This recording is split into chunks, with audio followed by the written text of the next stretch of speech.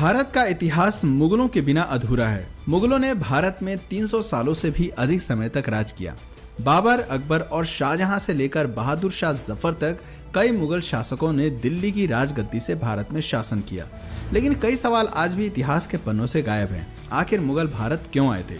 मुगलों ने भारत में अपना साम्राज्य कैसे स्थापित किया? राजपूतों और मराठाओं के रहते कैसे विदेशी ताकतों ने भारत में इतने लंबे समय तक राज किया? आखिर क्या है मुगलों के इतिहास की असली कहानी? आइए इसके बारे में थोड़ा डिटेल में समझते हैं। दोस्तों, अगर बाबर हिंदुस्तान न आता तो भारत में मुगल साम्राज्य की स्थापना नहीं होती। भारत में कभी लाल किला, ताजमहल जैसी भव्य इमारतें न देखने को मिलती। बाबर का असली नाम जहीरुद्दीन मोहम्मद था। उसका जन्म 14 फरवरी 1483 को फरजाना में हुआ था। फरजाना आज के समय में उज्बेकिस्तान के अंतर्गत आता है। बाबर को तैमूर और चंगेज खान का वंशज भी माना जाता है। केवल 12 वर्ष की उम्र में ही बाबर ने फरजाना की राजगद्दी संभालनी शुरू कर दी थी। ये बात बाबर के कुछ रिश्तेदारों और अंकल को रास नहीं आई और उन्होंने बाबर को हटाने के लिए षड्यंत्र बनाने शुरू कर दिए। बाबर को फरजाना और समरकंद से बेदखल कर दिया गया। कई सालों बाद साल 1504 में बाबर ने अफगान की राजधानी काबुल को जीत लिया और अपनी सत्ता स्थापित की। लेकिन बाबर सिर्फ काबुल से संतुष्ट होने वाला नहीं था, वो अपने साम्राज्य का विस्तार करना चाहता था। बाबर जानता था कि यदि उसे साम्राज्य का विस्तार करना है तो इसके लिए धन दौलत की भी जरूरत होगी और उस समय भारत से ज्यादा धन शायद ही किसी और के पास था। दुनिया भर में उस समय भारत को दुनिया में सोने की चिड़िया कहा जाता था। 1525 में बाबर ने भारत में एंट्री करने की योजना पर काम करना शुरू किया।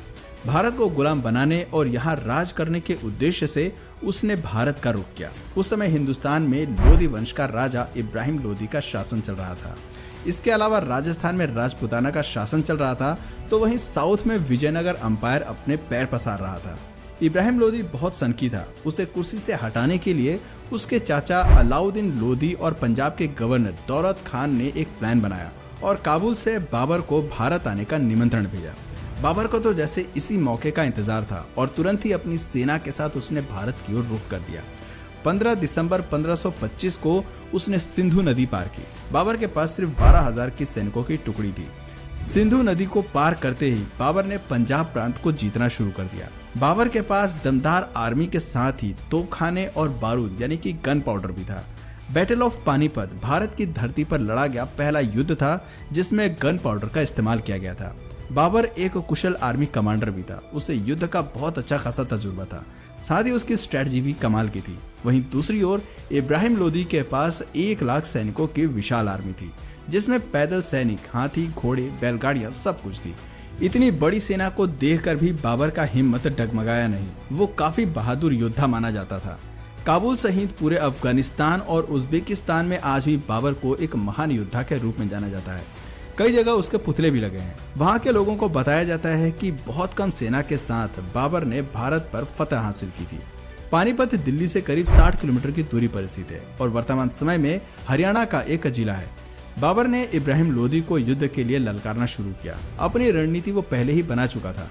उसने दुश्मन के इलाके में एक खाई खुदवाई जिससे कि लोधी की सेना ज्यादा फैलाव न कर पाए और बाबर की सेना को आसान टारगेट मिल सके। बाबर की सेना के कुछ लोगों ने कहा कि हमें वापस लौट जाना चाहिए, लेकिन बाबर ने वापस जाने से साफ इनकार कर दिया। उसने कहा कि हम इतनी दूर आए हैं तो अब दिल्ली जीते बिना वापस नहीं लौटेंगे। बाबर अपनी सेना की प्लानिंग भी बहुत अच्छी तरीके से करता था। सबसे आगे स्काउट्स खड़े होते थे जो दुश्मन सेना की खबर बाबर तक पहुंचाते थे। उसके पीछे बैलगाड़ियां लाइन से खड़ी कर देता था। सभी बैलगाड़ी को चमड़े की बेल्ट से बांध दिया जाता था और उनमें थोड़ा थोड़ा गैप छोड़ दिया जाता था। उन गैप्स में सैनिक तीर कमान लेकर खड़े होते थे और बीच में थोड़ी थोड़ी दूरी पर ही तोपखाने भी तैनात कर दिए जाते थे।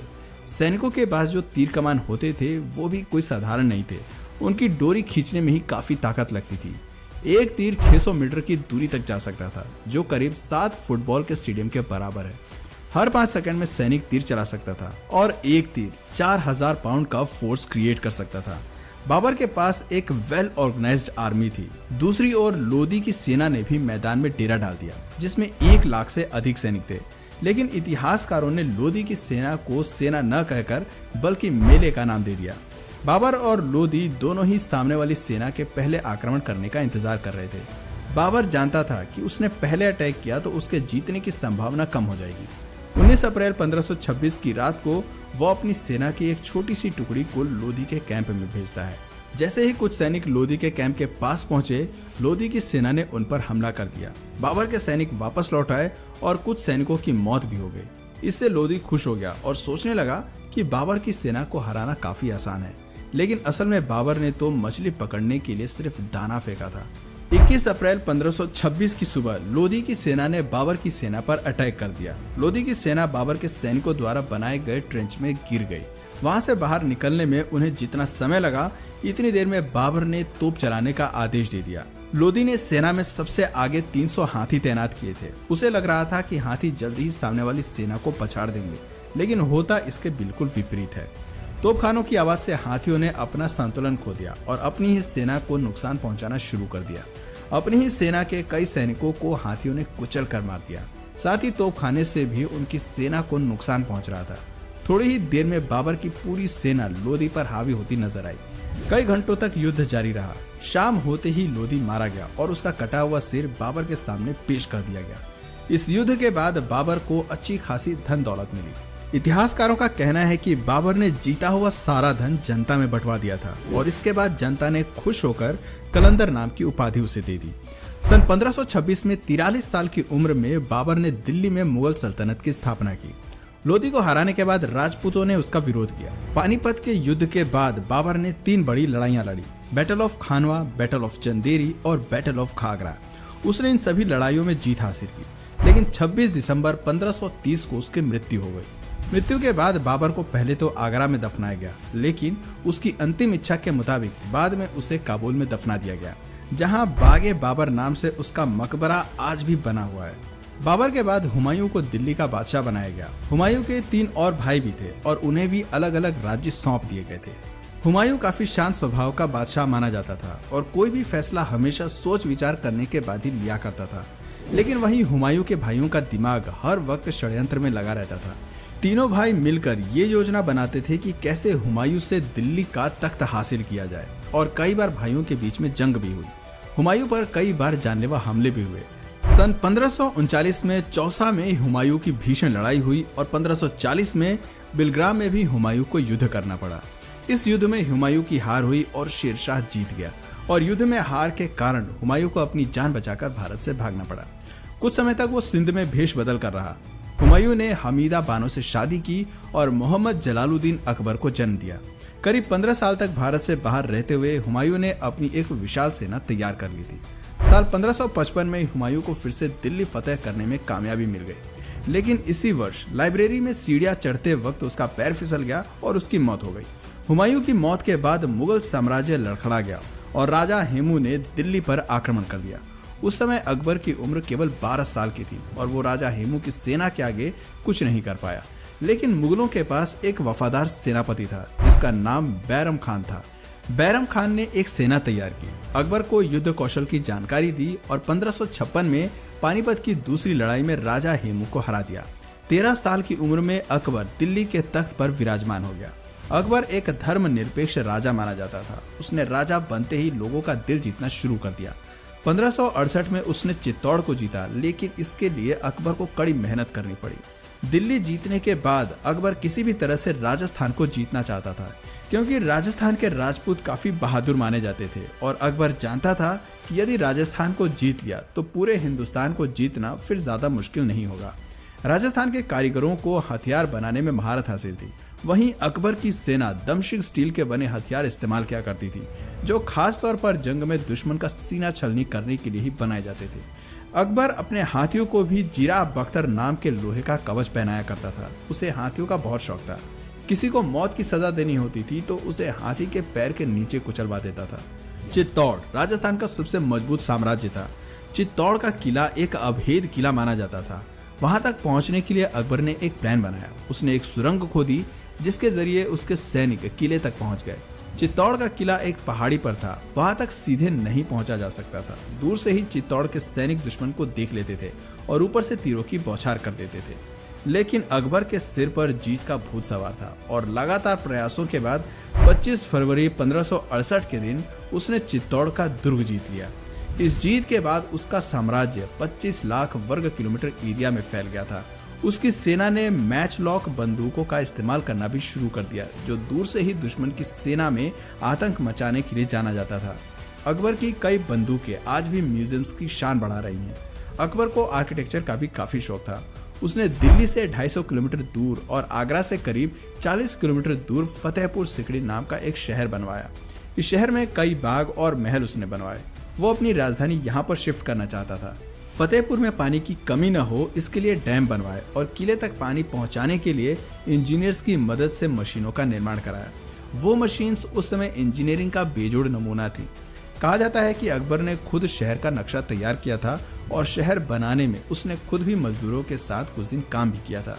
16 साल फतेहपुर सिकड़ी को बसाने में लगे, लेकिन ये शहर बहुत जल्द वीरान हो गया।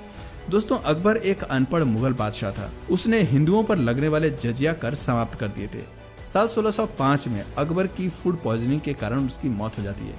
अकबर के बाद सलीम के हाथ में दिल्ली की कमान आई। सलीम असल में एक अय्याश किस्म का व्यक्ति था। सलीम को अपना नाम भी पसंद नहीं था और उसने अपना नाम बदलकर जहांगीर रख लिया। जहांगीर को अन्यायी लोगों से सख्त नफरत थी। गुनहगारों को वो सख्त से सख्त और क्रूर से क्रूर सजा दिया करता था। जहांगीर ने अपने जीवन काल में कुल 20 शादियां की थी। मानबाई सबसे मशहूर रानी हुई, लेकिन जहांगीर सबसे ज्यादा प्रेम नूरजहां से किया करते थे। जहांगीर के शासनकाल में ही अंग्रेजों ने भारत में आकर ईस्ट इंडिया कंपनी की स्थापना की थी और व्यापार करने की इजाजत मांगी थी। 20 बीवियों से जहांगीर की कई संतानें हुई, लेकिन उसका केवल एक पुत्र ही जीवित रहा, जिसका नाम खुर्रम खान उर्फ शाहजहां रखा गया। सन 1627 में जहांगीर की मौत के बाद शाहजहां दिल्ली का बादशाह बना। शाहजहां के शासनकाल में दिल्ली सहित पूरे हिंदुस्तान ने तेजी से तरक्की की। दुनिया का 1/4 सामान का प्रोडक्शन केवल भारत में ही हो रहा था। आर्थिक तौर पर दिल्ली मजबूत होता गया। आर्ट और आर्किटेक्चर को भी उस दौर में काफी बढ़ावा मिला।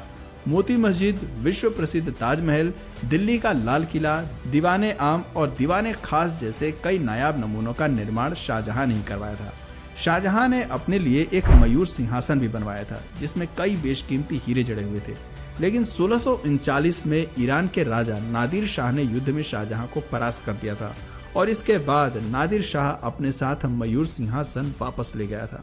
शाहजहां जब बूढ़ा होने लगा तो उसने अपना राजपाट बेटों को सौंपने का फैसला किया। शाहजहां ने अपने बड़े बेटे दारा शिकोह को दिल्ली की राजगद्दी सौंपी। दारा शिकोह सभी धर्मों का आदर किया करता था और एक न्यायप्रिय राजा था। लेकिन दारा शिकोह के राजा बनते ही शाहजहां के तीसरे बेटे औरंगजेब को हजम नहीं हुई। औरंगजेब ने सन 1658 में अपने भाई के खिलाफ युद्ध छेड़ दिया और दिल्ली का बादशाह बन गया। बादशाह बनते ही औरंगजेब ने अपने पिता को आगरा के किले में बंद करवा दिया और अपने भाई को मौत के घाट उतार दिया। औरंगजेब कितना क्रूर था, इसका अंदाजा आप इस बात से लगा सकते हैं कि भाई के मौत के बाद उसका गला धड़ से अलग करके औरंगजेब अपने पिता के पास ले गया था।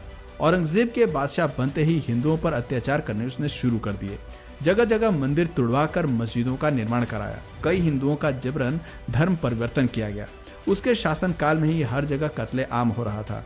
ये बातें मराठा, मारवाड़ा, राजपूत सहित कई हिंदू राजाओं को पसंद नहीं आई और औरंगजेब के खिलाफ युद्ध का शंखनाद कर दिया। औरंगजेब युद्ध में घायल हुआ और करीब 3 महीने तक वो बिस्तर पर ही रहा और सन 1707 में बिस्तर पर ही उसने दम तोड़ दिया।